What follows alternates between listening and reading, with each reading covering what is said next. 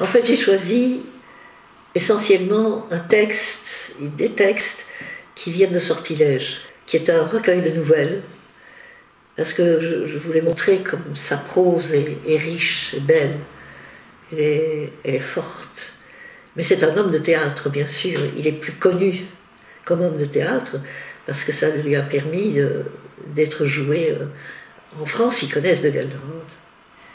Et Gelderode, il dit « Je suis un homme qui écrit dans une chambre, tout seul. » Pour tout dire, un homme qui ne demande rien aux hommes, sinon de l'amitié, quelque tolérante compréhension.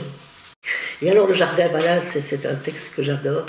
Ce jardin, comme un fragment de forêt vierge, enclos d'épaisses murailles. Il m'hypnotise. Je passe des heures à le regarder, sans penser à y mettre le pied, sans le comprendre.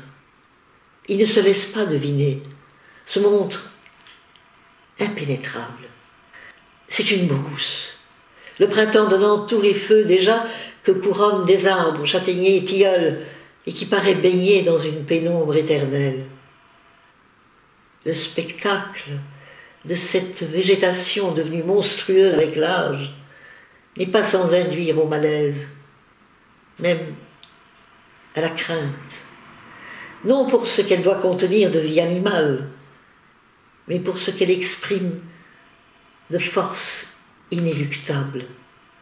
Ce malaise, voire cette peur, ne vient pas d'imaginer que la végétation pourrait, saisie d'un prurite, déborder du jardin et envahir comme une lame de fond la maison et les chambres.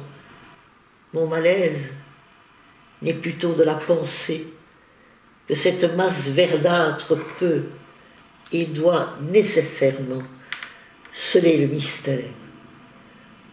C'est une zone interdite.